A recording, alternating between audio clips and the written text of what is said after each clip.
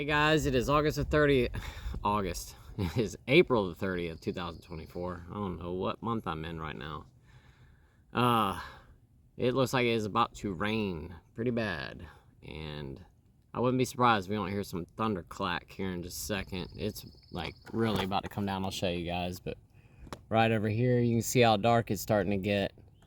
And it's not going to be long. We're supposed to have a football game for my youngest son tonight, and we'll see if that's actually going to work out or not. I have a feeling it's probably going to end up getting canceled, but I hope not, because they're going to not just move it to another day, and that just, my kids have so much stuff going on. They are so busy with sports and band and all that stuff, but I'm going to stop talking about myself now. Today I want to talk about something that happened to me, and I replied to one of the subscribers yesterday and told him I was going to talk about this today. It's something that happened to me yesterday afternoon. As a matter of fact, it was right after I finished filming yesterday's video, and it's one of those moments where I did not expect for this to happen. I'm going to keep today's video pretty short and just tell the story. But what this has to do with is basically keeping your guard up. You just never know when something's gonna occur, and I'll tell you, if I didn't have my guard up yesterday and wasn't, I guess, prepared for what I was gonna encounter, I don't know what would have happened. I have a pretty good idea. I wouldn't have partaken in anything, but I'm gonna tell you something. It was pretty tough. So let me just get into it. So I told you guys a while back, I don't remember how long ago it was. I think it was about 2 months ago or something like that, when we had lightning strike, and it actually hit the electrical fence that we keep up for the horses and the goats. And when the lightning struck, it struck right back there in our backyard. It exploded the electrical box for the electric fence, and when that happened, it blew out the power to my shed.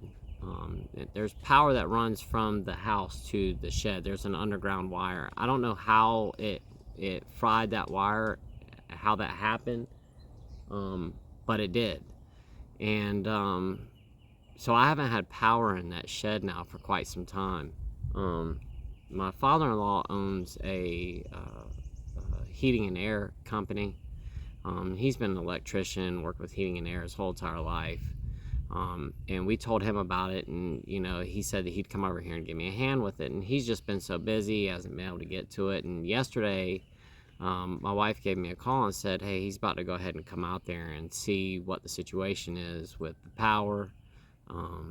So I was like, okay, that's cool. And it was right after I'd finished filming yesterday's video when he stopped by.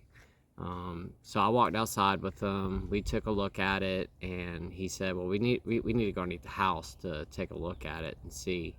So I showed him how to get underneath the house, and when I was going to show him to go underneath the house, I knew that there were some empty liquor bottles up underneath that house. I had seen them there before and had not done anything about it.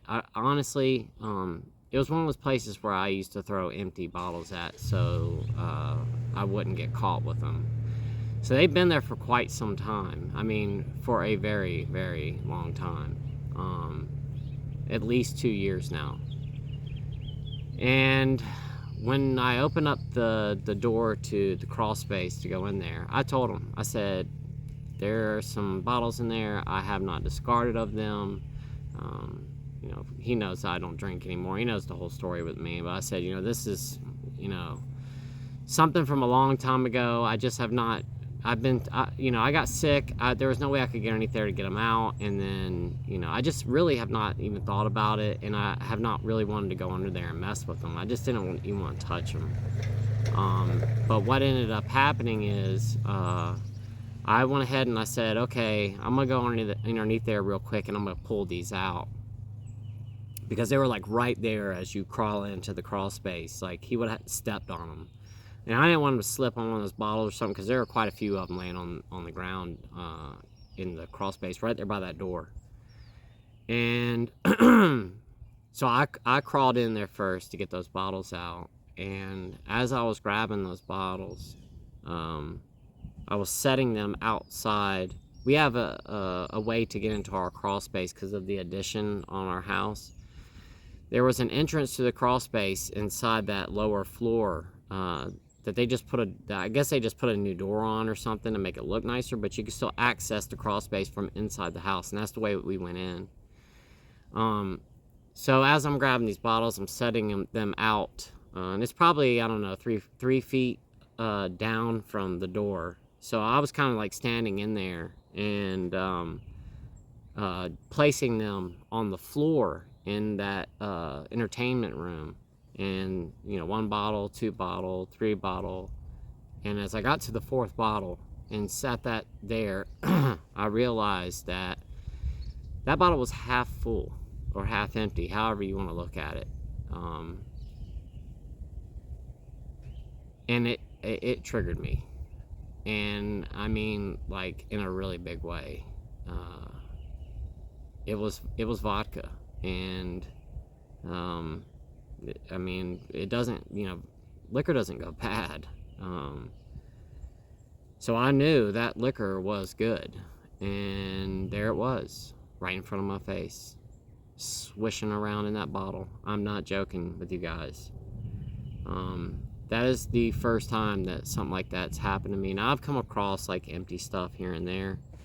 You know, my wife's found stuff like out in the woods, but this is the first time that I've actually found something that was not all the way empty. And guys, I'm telling you right now, the feeling that came over me in that moment,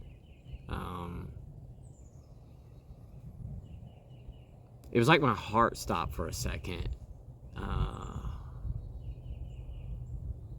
I just got triggered, and I took the bottles. Like I said, I set them there, and we continued to, you know, he went underneath the house, and I just stood there while he went through and was looking for what he was looking for. And then after he came out, I took the bottles and I threw them in the trash can. But I didn't empty the one out yet. I was really embarrassed, to be quite honest with you, that those bottles were underneath there, and I was kind of scurrying to get those put away so they wouldn't just be sitting out, because it was embarrassing. We opened up the door and boom, there they are. There's, you know, 4 vodka bottles just laying on the ground, and you know, I grabbed them as we came out and just threw them in the trash. I didn't take the time to pour it out or anything like that. I just wanted to get them out of the way, get them out of sight, so that he could go about doing his thing and they wouldn't be right there in front of him, because I really didn't even want to even talk about it. But I did say something. I was like, you know, those are old and I don't drink anymore, and you know that, and, you know, sorry, those are there, you know, whatever. And he was, you know, he understood. But the thing is that there it was, out of nowhere, out of the blue. I wasn't expecting to come across a half-empty bottle of vodka, and there it was. My old friend, waiting for me. And after he left, I went back to the trash can, I grabbed that bottle, and I went outside and I poured it out. And, you know, honestly, it felt really good to do that, but at the same time, you know, it's one of those things, I was not expecting to come across that. But I had just spoken about, you know, about this subject, just this subject, about, you know, being on top of it, you know, not falling back, and then there it is. It's like something was there to tempt me. It was like fate. Like right after I did that video, I come across a half-empty bottle of vodka. And if I had been in a weakened state of mind, if I had been having a really bad day, You know, I might have been a little bit more tempted, but, you know, my thing is that I don't want to get sick again. I don't want to go back to that. I just don't. I know where it leads.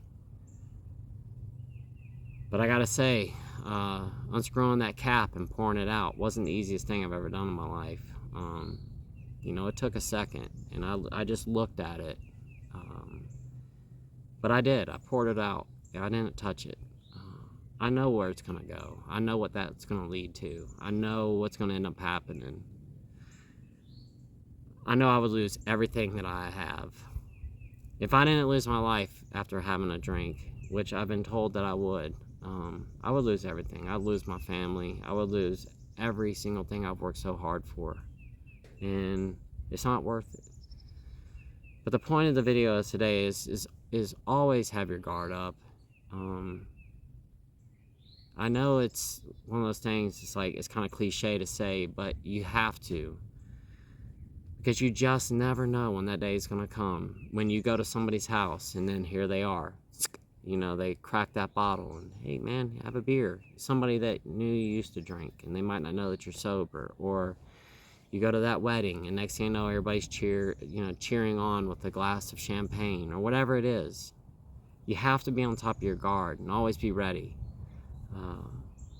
Because you just never know when that day's going to come. And I was not expecting that yesterday. That was out of nowhere. And like I said, I feel like it was almost fate. It's like I was being tempted by fate. And I'm proud of myself because I just poured it out, you know. Yeah, the thought crossed my mind. I'm not going to lie. I'm being completely honest with you guys right now. The thought crossed my mind that nobody would know. It's not like I went to the store and bought anything. This is a, over 2-year-old bottle that was been underneath the house that nobody knew about. Just sitting there, and no one would have ever known. I would have known though, and I wouldn't have been able to live with myself if I had done that. You just never know when that day's gonna come, when you're least expecting it, and you just always got to have your guard up and be ready for those instances, because you just never know when they are going to arise.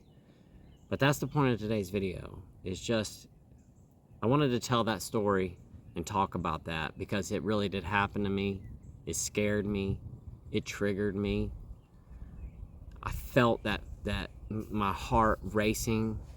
I felt that empty feeling in my stomach. You know how your stomach drops?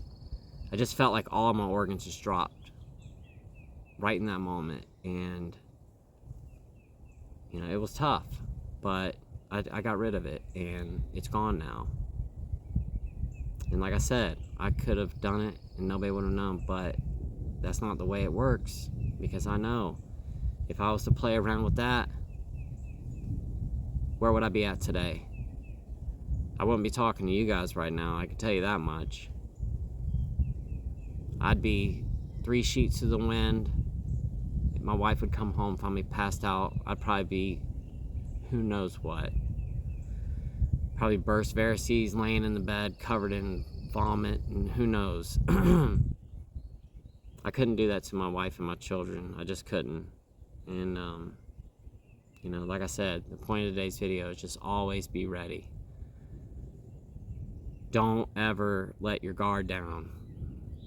Because it does. Things occur. Things pop up. And I can tell you, another thing that just triggers me every time. I just told my wife this the other day that she can't do this anymore. But anytime she gets hand sanitizer out, especially because if we go to the dump, she'll always put hand sanitizer on her hands, and we'll be in the truck. And that smell, I just can't be around it anymore. And I've asked her to please don't use hand sanitizer around me any longer, because I just can't take the smell. It really does. It ignites something in me. I just don't want to be around it. I know people actually drink that stuff, and I just don't want to smell it. I just don't want anything to do with it anymore. And I know there's gonna be times I'm gonna have to come across it. It's just part of our society. But I'm going to do everything in my power to avoid it, and I'm going to do everything in my power to avoid those triggers, because I just don't want to get that feeling anymore. I don't want to know what that feels like ever again. And I know that it will happen, but I'm going to try my best to stay away from it. And there we go. There's that thunder. But anyway, guys, I'm going to go ahead and hop off of here for today. I got to go get ready for this football game and get this video edited and uploading. And but like I said, I just wanted to talk about that today and just share that story with you guys. And, you know, I made it through it, and I didn't let it defeat me. And I hope that any of you guys that are out there who run across triggers like that, that you can do the same and just say no to it. That little guy was whispering in my ear yesterday, right after I did that video. Talk about fate. Talk about being ironic. I'm telling you. But I didn't listen to him. I told him, no, not this time. Sorry, buddy. We're not doing that.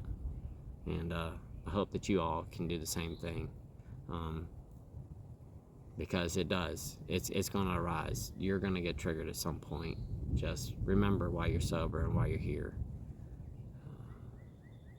Going back to it, it's just not worth it. It really isn't. That life is not for me any longer. And I don't ever want to know that guy ever again. So, with that said, guys, I'm going to go ahead and hop off of here. I love y'all so much. Thank you for watching today's video. Let me know if you guys have ever encountered anything like that. If you've popped across a hidden bottle that you didn't remember was there. I mean, I hid that bottle 2 years ago probably, or over 2 years ago, and there it was. I didn't even know it was there. And I came across it. I knew those empties were there, but I didn't know there was anything in there that had anything in it. And sure enough, there was. So, guys, I'll see you in tomorrow's video. I got the interview with the lady who takes the naltrexone. We'll see if that video gets uploaded tomorrow night. Just depends on how long our interview goes for. And how long it takes for me to edit it and all that kind of stuff. But I might just do a regular video. I know at least her video will be up on Thursday. But we're going to be talking about naltrexone and how much it's helped her. She said it's basically saved her life as far as, you know, having cravings, that she doesn't get them anymore. And it's helped her tremendously. So I just wanted to share that with you guys. And, you know, it's just one of those things that doctors just don't know a whole lot about. I've done a bunch of research into it, and a lot of people say it's just doctors just don't know enough about it right now. They just don't prescribe it that often. It might be something that you could talk to your doctor about. So, with that said, guys, I'll see y'all in tomorrow's video. Love y'all so much.